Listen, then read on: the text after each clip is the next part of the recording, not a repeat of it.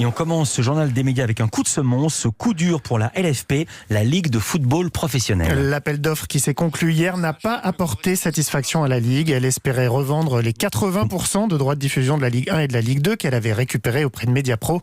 Mais elle a reçu deux mauvaises nouvelles. D'abord, ni Canal+, ni beIN Sport n'ont candidaté. Ensuite, aucun des prix de réserve n'a été atteint pour les 6 lots qu'elle avait mis en vente. Amazon, Discovery ainsi que le service de streaming britannique DAZN se sont bel et bien positionnés, mais leurs offres étaient trop faibles. Alors la Ligue aurait pu les accepter malgré tout. Elle s'était donné cette option en organisant l'appel d'offres, mais elle n'a pas souhaité le faire. Alors la question que tout le monde se pose, que va faire la Ligue ? Elle se donne 48 heures pour décider de la marche à suivre après ce rendez-vous manqué. C'est d'ailleurs comme ça que l'équipe a titré son édition du jour, où le foot fait évidemment la une. 48 heures pour survivre. Et alors quelles sont les options ?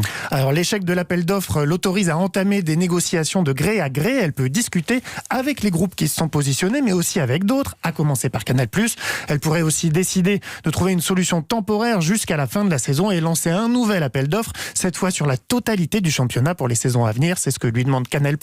L'incertitude plane donc, mais qui est en position de force ? C'est la question qu'a posée Antoine Janton à l'économiste du sport Christophe Lepetit. Le scénario n'est pas défavorable à Canal+, qui depuis longtemps milite pour un appel d'offres complet et qui, avec cet appel d'offres infructueux, reste en position de force pour négocier de gré à gré avec la Ligue de football professionnel.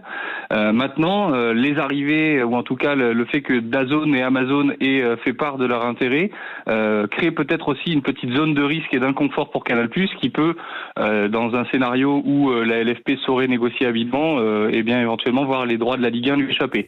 Dans l'attente d'une sortie de crise, la chaîne Téléfoot de Mediapro pourrait continuer à retransmettre les matchs, à commencer par le classique OM-PSG dimanche prochain. Hier, M6 a également fait acte de candidature pour le diffuser sur son antenne.